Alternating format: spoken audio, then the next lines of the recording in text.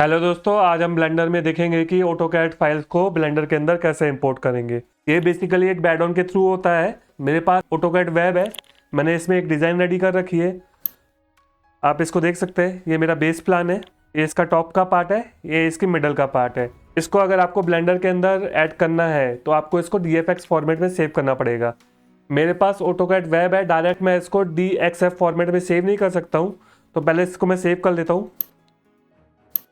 AutoCAD file में DWG file में इसको अपन लोकेशन दे लेते हैं। इसको मैं नाम दे देता हूँ फाइल ऑटोकैड। ये मैंने सेव कर दी है।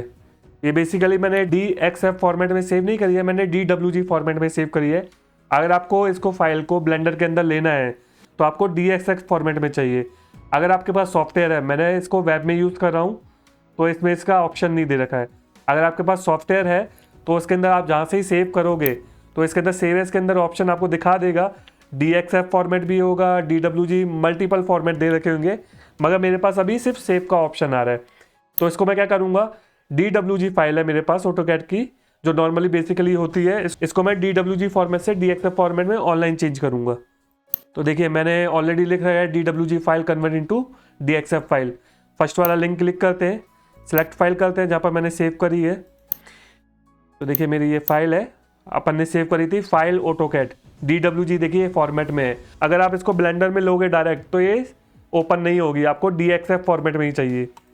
तो इसको मैं कन्वर्ट कर देता हूँ।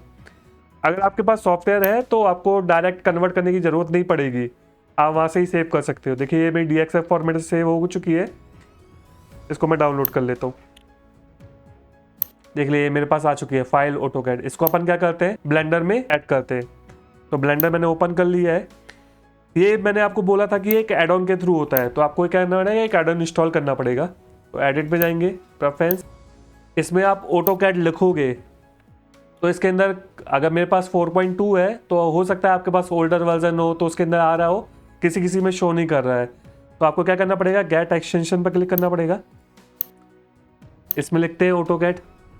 देखिए इसमें आ रहा है ना, import AutoCAD DXF format, export AutoCAD DXF format.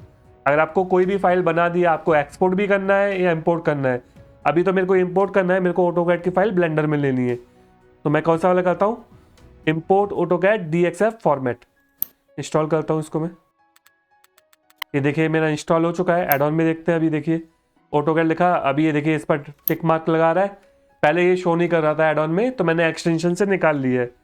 Save preference करते हैं। अभी आप फाइल में जाओगे, इंपोर्ट पर जाओगे तो ये देखिए ऑटोकैड DXF ये आ जाएगा। अगर ये टिक मार्क नहीं होता तो ये आपको शो नहीं कर रहा होता। देखिए अब मैं आपको दिखा देता हूँ। देखिए अभी ये शो नहीं कर रहा है। तो सबसे पहले आपको क्या करना पड़ेगा, ऐड ऑन इंस्टॉल करना पड़ेगा। अपन इसको इंस्टॉल कर देते हैं। अभी अपन क्या करते हैं, इंपोर्ट करते हैं ऑटोकैड DXF फाइल। तो मैंने अपनी लोकेशन दे देता हूँ, डाउनलोड में file AutoCAD DXF format import. तो देखिए ये मेरे पास फाइल आ चुकी है, मगर ये फाइल का साइज़ क्या है, बहुत बड़ा है मेरे पास। क्योंकि अपन जो भी ऑटोकैड में बनाते हैं वो फीट के हिसाब से, जो भी डिज़ाइन करते हैं फीट के हिसाब से रहती है। अपना जो ब्लेंडर है वो इस बड़ी फाइल को ज़्यादा विजिबल नहीं कर रहा है, ब्लेंडर छोटे फॉर्मेट को शो करता है। तो इसको अपन क्या करते हैं, छोटा कर देते हैं। देखिए ये सारी मेरे पास फाइल आ चुकी है, जो मैंने इसके अंदर ऑटोकैड के अंदर जो मैंने लेयर्स रखी थी वो लेयर्स वाइज अलग अलग बनाया है। देखिए मैंने बेस का अलग अलग लेयर रखी थी, 10 फीट की अलग लेयर रखी थी, 7 फीट की अलग लेयर रखी थी। तो उसी के अकॉर्डिंग ये क्या है, ब्लेंडर में सेम इंपोर्ट किया है। 7 फीट की अलग लेयर है, 10 फीट की अलग लेयर है, बेस लेयर अलग है। तो ये सारी लेयर है। इसको अपन क्या कर देते हैं, ए प्रेस करते हैं, सारा सिलेक्ट हो जाएगा, कन्वर्ट टू मैश कर देते हैं। तो ये मैश में के अंदर कन्वर्ट हो जाएंगे। आपको इसको ढंग से विजिबल करने के लिए, किसी किसी का हो भी रहा होगा कि विजिबल नहीं हो रहा होगा। मेरी छोटी फाइल थी, छोटा साइज था तो विजिबल हो रहा है। किसी का अगर 50 फीट है, 100 फीट है तो ये विजिबल नहीं हो रहा होगा। तो इसको आपको क्या करना पड़ेगा, चेंज करना पड़ेगा। तो आप ऑब्जेक्ट प्रॉपर्टी में जाएंगे। देखिए ऑब्जेक्ट प्रॉपर्टी, यहाँ पर स्केल दे रखा है, आपको स्केल को क्या करना पड़ेगा, कम करना पड़ेगा। तो ये लेयर वाइज होगा। जैसे मैं इसको डोर कर को सिलेक्ट करता हूँ, यहाँ मैं बेस पर सिलेक्ट करता हूँ, इसको मैं स्केल करता हूँ, इसको मैं सिलेक्ट कर देता हूँ और 0.1 सबका सब ऐसे ही मैं सेम कर देता हूँ। Select 0.1, main dose select 0.1, main size select 0.1। तो जो जितनी लेयर्स दे रखी हैं आपके पास उसको मैं स्मॉल कर देता हूँ। लास्ट बचा है विंडो कर्व 0.1।